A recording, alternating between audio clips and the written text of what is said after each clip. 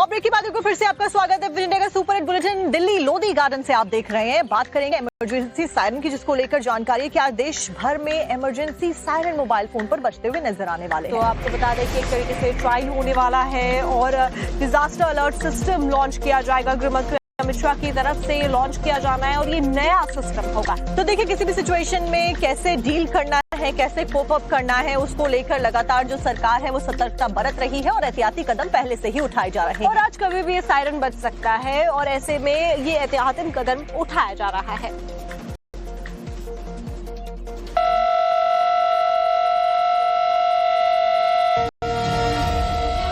आज करोड़ों मोबाइल पर एक साथ बजेगा सायरन। फोन पर अचानक बजे सायरन तो घबराएं नहीं। इमरजेंसी अलर्ट का देश भर में होगा टेस्ट। आज अगर आपके मोबाइल में भी सायरन के साथ अलर्ट एसएमएस आए तो परेशान होने की जरूरत नहीं है। दरअसल भारत सरकार नई आपदा चेतावनी प्रणाली का देश भर में परीक्षण कर रही है।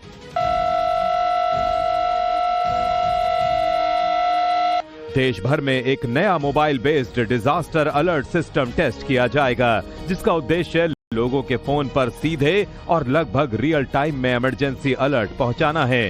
केंद्रीय गृह मंत्री अमित शाह और संचार मंत्री ज्योतिरादित्य सिंधिया आज देशव्यापी मोबाइल आधारित आपदा संचार प्रणाली का शुभारंभ करेंगे। इस इमरजेंसी अलर्ट सिस्टम को दूरसंचार विभाग ने नेशनल डिजास्टर मैनेजमेंट अथॉरिटी यानी एनडीएमए के साथ मिलकर तैयार किया है। इसका मकसद आपातकाल की स्थिति में लोगों को एक साथ अलर्ट करना है। देश के सभी राज्यों की राजधानियों दिल्ली और एनसीआर में मोबाइल पर टेस्ट संदेश भेजा जाएगा। ये संदेश हिंदी, अंग्रेजी और क्षेत्रीय भाषाओं में होगा, जिसमें नागरिकों को सूचित किया जाएगा कि ये केवल परीक्षण है। सरकार ने पहले ही लोगों को एसएमएस के जरिए इसे लेकर जानकारी शेयर की है। एनडीएमए द्वारा भेजे गए मैसेज में कहा गया है कि 2 मई 2026 को आपके क्षेत्र में सेल ब्रॉडकास्ट अलर्ट का परीक्षण किया जाएगा। आपके मोबाइल पर यह संदेश प्राप्त होने पर किसी कार्रवाई की आवश्यकता नहीं है। कृपया घबराएं नहीं। पहले भी इस सिस्टम को दिल्ली, एनसीआर और कई मेट्रो शहरों में टेस्ट किया जा चुका है। सरकार के मुताबिक ये अलर्ट स्वदेशी इंटीग्रेटेड अलर्ट सिस्टम। इस प्रणाली के जरिए अब तक 19 से अधिक भारतीय भाषाओं में 134 अरब से अधिक एसएमएस अलर्ट भेजे जा चुके हैं। सरकार का ये कदम भारत के डिजिटल डिजास्टर मैनेजमेंट नेटवर्क को मजबूत करने की दिशा में एक बड़ा बदलाव माना जा रहा है। तो आगे आपको दिखाएंगे बंगाल में आज क्यों और कितने बूथों पर हो रहा है दोबारा सुबह से 7 बजे से वोटिंग जारी है। तो देखिए एक बार फिर से वोटिंग की प्रक्रिया को लेकर सुरक्षा व्यवस्था के चाक चौबंद रखे गए हैं। पश्चिम बंगाल से खबर आपको बता रहे हैं 29 अप्रैल को अंतिम चरण में इन 15 बूथों पर वोटिंग हुई थी और गड़बड़ी की शिकायत के बाद में एक बार फिर से जो पुनर्वोटिंग है वो कराई जा रही है। तो मगराहाट पश्चिम के 11 बूथों पर दोबारा से वोटिंग हो रही है। आपको रिपोर्ट दिखाते हैं।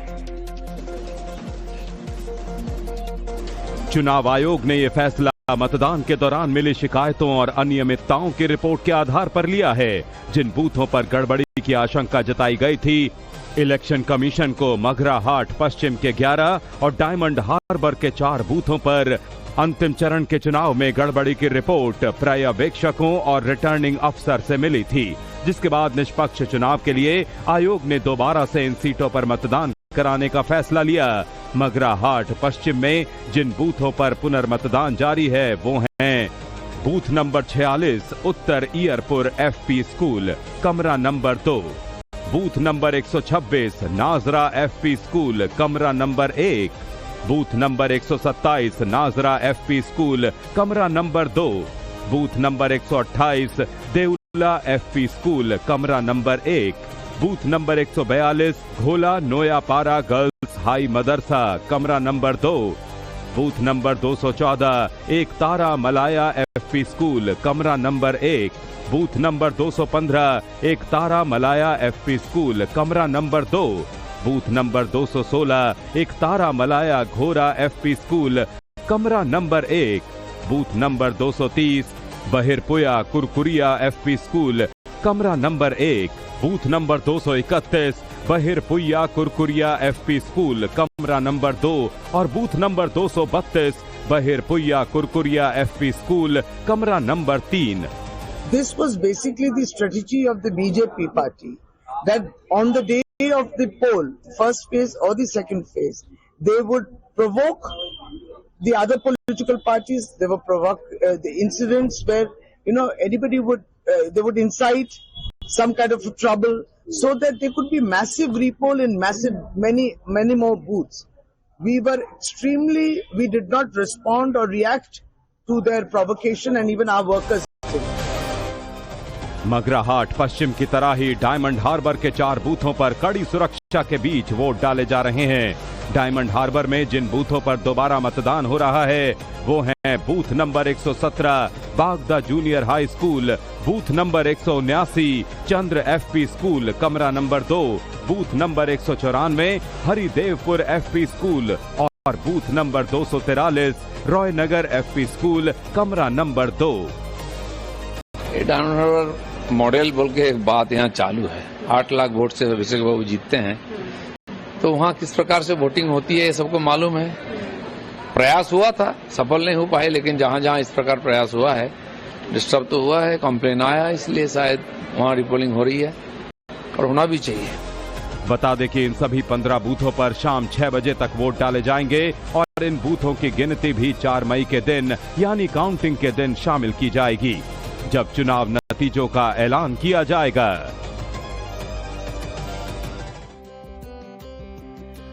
और पश्चिम बंगाल में काउंटिंग स्टाफ को लेकर बड़ी जानकारी सामने आ रही है। सुप्रीम कोर्ट में इस पूरे मामले को लेकर सुनवाई होने वाली है। तो आपको बता दें कि कलकत्ता हाईकोर्ट के आदेश को टीएमसी ने चुनौती दी थी। हाईकोर्ट ने काउंटिंग स्टाफ पर दखल देने से इनकार किया था और इसी मामले को लेकर टीएमसी की अर्जी पर सुप्रीम कोर्ट में सुनवाई होगी। हाईकोर्ट ने काउंटिंग स्टाफ पर दखल देने से इनकार किया था। क्या कुछ अपडेट आप देखिए। पश्चिम बंगाल में 4 मई को होने वाली मतगणना से पहले कानूनी घमासान छिड़ गया है। हर काउंटिंग टेबल पर कम से कम एक केंद्रीय कर्मचारी तैनात करने के फैसले के खिलाफ टीएमसी अब सुप्रीम कोर्ट पहुंच गई है। कलकत्ता हाई कोर्ट से राहत नहीं मिलने के बाद टीएमसी ने सुप्रीम कोर्ट का दरवाजा खटखटाया है।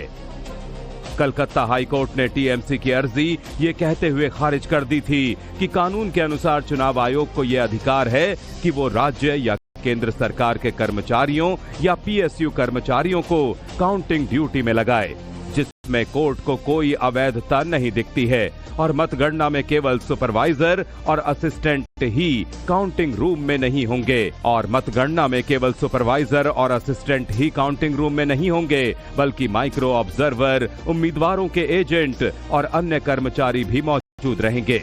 ऐसे में गड़बड़ी की आशंका को सही नहीं माना जा सकता। कलकत्ता हाईकोर्ट से मिले झटके के बाद टीएमसी ने तुरंत सुप्रीम कोर्ट का रुख किया। इस पूरे मामले पर सुप्रीम कोर्ट के चीफ जस्टिस के निर्देश के बाद याचिका को जल्द सुनवाई के लिए सूचीबद्ध किया गया, जिस पर आज जस्टिस पीएस नरसिम्हा और जस्टिस जॉय माल्या बागची की जजों की बेंच सुनवाई करेगी। मामला मतगणना से जुड़ा होने के कारण इसे प्राथमिकता के आधार पर सुना जा रहा है। दरअसल ये पूरा विवाद तब शुरू हुआ जब बंगाल के एडिशनल चीफ इलेक्टोरल ऑफिसर की ओर से एक आदेश जारी किया गया, जिसमें कहा गया कि हर काउंटिंग टेबल पर सुपरवाइजर या असिस्टेंट में से कम एक केंद्रीय कर्मचारी या पीएसयू का होना जरूरी है। इसी बात को लेकर टीएमसी पहले कलकत्ता हाईकोर्ट पहुंची और जब हाईकोर्ट ने दखल देने से इनकार कर दिया तो पार्टी आनन फानन में देश की सबसे बड़ी अदालत पहुंच गई। Not a new order. This is a pre-existing order, and again, this has been circulated. We have taken cognizance of the order. The counting agents will be there in place. And what about the repoll? चुनाव आयोग की ओर से कहा गया कि ये प्रक्रिया केवल पश्चिम बंगाल में ही नहीं अपनाई गई है, बल्कि पहले भी ऐसा किया गया था और हालात के मुताबिक निर्णय लिए जाते हैं, लेकिन टीएमसी ने इसे सियासी मुद्दा बना दिया है। ऐसे में पार्टी की पूरी कोशिश है कि मतगणना से पहले इस मुद्दे पर कोई ठोस फैसला आ जाए। ऐसे में सबकी नजरें आज होने वाली सुनवाई पर टिकी हैं, क्योंकि इसका सीधा असर 4 मई को होने वाली काउंटिंग की प्रक्रिया पर पड़ना तय है। पश्चिम बंगाल में काउंटिंग से जुड़ी हुई बड़ी खबर आपको बता देते हैं। टीएमसी और बीजेपी अब दोनों रणनीति बनाने वाले आगे की। वहीं जानकारी के मुताबिक दोनों ही पॉलिटिकल पार्टी अपने जो एजेंट्स हैं चुनावों के उनके साथ में मुलाकात करके मीटिंग भी करने वाली है। तो ऐसे में आगे की रणनीति पर चर्चा होने वाली है। किस तरीके से आगे की रणनीति रहेगी, क्या कुछ जानकारियां सामने आ रही है, आपको दिखाते हैं इस रिपोर्ट। पश्चिम बंगाल में चुनावी नतीजे आने में अब बस 2 दिन बाकी रह गए हैं और उससे पहले बंगाल में काउंटिंग को लेकर सियासी पारा काफी गर्म हो गया है। ऐसे में सूबे में टीएमसी और बीजेपी की गतिविधियां भी तेज हो गई हैं और जिस तरह से स्ट्रांग रूम में ईवीएम की सुरक्षा को लेकर एक दिन पहले सीएम ममता बनर्जी ने मोर्चा खोला, उसके बाद बीजेपी भी दीदी पर हमलावर हो गई है। टीएमसी और बीजेपी के बीच आरोप प्रत्यारोप और तीखी बयानबाजी तेज हो गई है। ममता बनर्जी ने ईवीएम की सुरक्षा पर सवाल उठाए हैं, जबकि बीजेपी ने टीएमसी पर हार के डर से झूठ फैलाने का आरोप लगाया है। ये हताशा निराशा के चरम स्थिति पे पहुंच गए ममता बनर्जी। अब स्ट्रांग रूम में जाके स्ट्रीट ड्रामा करना केवल अपने कार्यकर्ताओं को थोड़ा सा मोटिवेट करने के लिए कि कम से कम काउंटिंग तो हॉल में जाएं, नहीं तो निकलने वाले नहीं, ये स्थिति है। और एग्जिट पोल और लोगों का जो वोटिंग करने का ट्रेंड रहा ना, उससे साफ पता चल गया कि उनका जाने का समय आ गया। तृणमूल कांग्रेस ने 4 मई के मतगणना को लेकर आज शाम अहम बैठक बुलाई है, जिसमें सीएम ममता बनर्जी, उनके भतीजे अभिषेक बनर्जी समेत पार्टी के दिग्गज नेता मीटिंग में मौजूद रहेंगे। वहीं बीजेपी ने भी काउंटिंग डे को लेकर कमर कस ली है। बीजेपी ने भी कोलकाता में आज बड़ी बैठक बुलाई है, जिसमें सांसद, विधायकों और नेताओं को काउंटिंग को लेकर निर्देश दिए जाएंगे। नतीजों से पहले दोनों दलों का फोकस ग्राउंड रिपोर्ट और बूथ स्तर की तैयारी मजबूत करने पर है। अब कोलकाता में भवानीपुर के स्ट्रांग रूम को लेकर जिस तरीके से बवाल मचा हुआ है, उसके बाद में एक तरफ ईवीएम की सुरक्षा ज्यादा बढ़ा दी गई है, वहीं दूसरी तरफ टीएमसी और भारतीय जनता पार्टी के बीच में जो आरोप प्रत्यारोप का दौर है वो और भी ज्यादा तेज हो गया है। और ऐसे में तस्वीरें भी सामने आई हैं जहां पर भवानीपुर में स्ट्रांग रूम के बाहर बड़ी तैनाती कर दी गई है। सुरक्षा बल चप्पे चप्पे पर तैनात है। हमारी संवाददाता पूजा ने वहां से एक रिपोर्ट की है, आपको दिखाते हैं। तृणमूल कांग्रेस सुप्रीमो ममता बनर्जी जो भवानीपुर विधानसभा क्षेत्र से चुनाव लड़ रही हैं और उम्मीदवार है, बीती रात को हमने देखा कि किस तरह से लगभग 8 बजे के आसपास Shekhawat memorial girls high school, जहां पर भवानीपुर विधानसभा क्षेत्र का न सिर्फ काउंटिंग सेंटर है, लेकिन जितने भी पोलिंग स्टेशन भवानीपुर कॉन्स्टिट्यूएंसी के अंतर्गत पड़ता है, उसका ईवीएम का स्ट्रांग रूम भी है। बीती रात को हमने देखा किस तरह से तृणमूल कांग्रेस और बीजेपी के कार्यकर्ता आमने सामने हुए। ममता बनर्जी 4 घंटे तक रही और उसके बाद 12:30 बजे यहां से निकली। लेकिन उसके बाद जो है कोलकाता पुलिस की तरफ से यहाँ पर इस जो काउंटिंग सेंटर है और जो डीसीआरसी है, जहाँ पे स्ट्रांग रूम है, इसके बाहर धारा 144 लागू कर दी है। हम आपको दिखा रहे, देखिए यहाँ पर ऑर्डर की कॉपी जो है लगा दी गई है और जिसमें कहा गया है कि कोई भी यहाँ पर जो है भीड़ ना करे। कोलकाता पुलिस कमिश्नर अजय नंद की तरफ से ये ऑर्डर जारी किया गया है और यहाँ पर धारा 144 लागू है। इस बीच हम आपको तस्वीरों में दिखा रहे किस तरह से केंद्रीय सुरक्षा बल और कोलकाता पुलिस की तरफ से यहाँ पर ये सुनिश्चित करने की कोशिश कर रहे हैं कि कोई भी अनऑथोराइज पर्सन जो है इसके 100 या फिर 200 मीटर के आसपास जो है ना भटके या किसी भी को जो है अंदर एंट्री नहीं दी जाएगी। क्योंकि बीती रात को हमने देखा था कि काफी भीड़ हो गई थी इस काउंटिंग सेंटर के बाहर और ईवीएम स्ट्रांग रूम जो है वो भी यहीं पर स्थित है। तो ऐसे में ये सुनिश्चित करने की कोशिश की जा रही है कि 4 मई को जब वोटों की गिनती होगी, उससे पहले यहाँ पर ना तो कोई लॉ एंड ऑर्डर सिचुएशन हो और ना ही कोई गड़बड़ी हो। इसीलिए कोलकाता पुलिस के साथ केंद्रीय सुरक्षा बल जिन्हें यहाँ पर तैनात किया गया है, लगातार इस मौके पर वो लोग डटे हुए हैं, तैनाती हो चुकी उनकी और जो है जो सीनियर अफसर भी है उनका लगातार यहाँ पर आना जाना जारी है, ताकि जो है कल जैसी परिस्थिति फिर एक बार ना हो और वोटों की गिनती जब होगी 4 मई तक, तब परिस्थिति जो है सामान्य रहे। कोलकाता से वीडियो जर्नलिस्ट कौशिक दे के साथ पूजा मेहता, टाइम्स नाउ नव भारत। अभी हमने आपको कोलकाता के भवानीपुर की तस्वीरें दिखाई, कैसे वहां स्ट्रांग रूम के बाहर सुरक्षा है। अब आपको दिखाते हैं नेताजी इंडोर स्टेडियम के बाहर की तस्वीरें, जहां पर सीआरपीएफ मार्क्समैन की तैनाती कर दी गई है। इसी के साथ में जो भारतीय जनता पार्टी और टीएमसी के नेता हैं वो भी बाहर पहरेदारी करते हुए नजर आ रहे हैं। ऐसे में क्या कुछ रिपोर्ट हमारे सहयोगी अभिषेक राज ने भेजी है पश्चिम बंगाल से, आपको दिखाते हैं।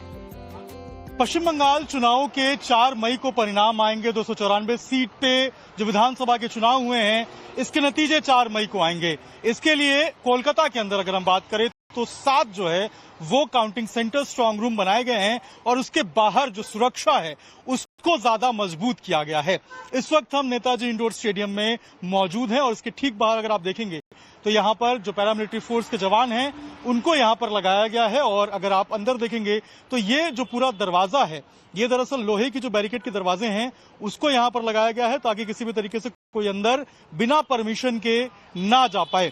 यहाँ पर पहले आईडी चेक की जाएगी, उसके बाद ही अगर वो ऑथोराइज होगा तो ही अंदर जाने की परमिशन मिलेगी। इसके अलावा किसी को भी अंदर जाने की जो परमिशन है वो यहाँ पर नहीं दी जा रही है। इसके अलावा अगर आप देखेंगे तो यहाँ पर ऑर्डर बकायदा यहाँ पर एक जो है वो लगाया गया है और यहाँ पर अगर आप देखेंगे तो जो कमिश्नर ऑफ पुलिस है कोलकाता वो यहाँ पर अजय नंद, ये देखिए यहाँ पर उनका जो है यहाँ पर ऑर्डर लगाया गया है और ये कहा गया है कि यहाँ पर बीएनएसएस की जो धारा है 163 उसको यहाँ पर लगाया गया है और कोई भी 4 लोगों से ज्यादा जो है यहाँ पर इकट्ठा होके प्रोटेस्ट या फिर किसी तरीके से जो है वो नहीं कर सकता है। और यही कारण है कि अगर आप देखेंगे तो देखिए जो लोग आ भी रहे हैं उनको इस जो लोहे के दरवाजा है इसके अंदर से बाहर आना पड़ रहा है और इसी तरीके से इसको फिर वापस से बंद किया जा रहा है। बाहर अगर आप देखेंगे तो यहाँ पर पैरामिलिट्री फोर्स है और साथ ही साथ आप देखेंगे तो यहाँ पर जो सीआरपीएफ की जो मार्क्समैन व्हीकल है उसको भी यहाँ पर लगाया गया है। और सुरक्षा के मद्देनजर जो तमाम जो सुरक्षा के जो चाक चौबंद व्यवस्था है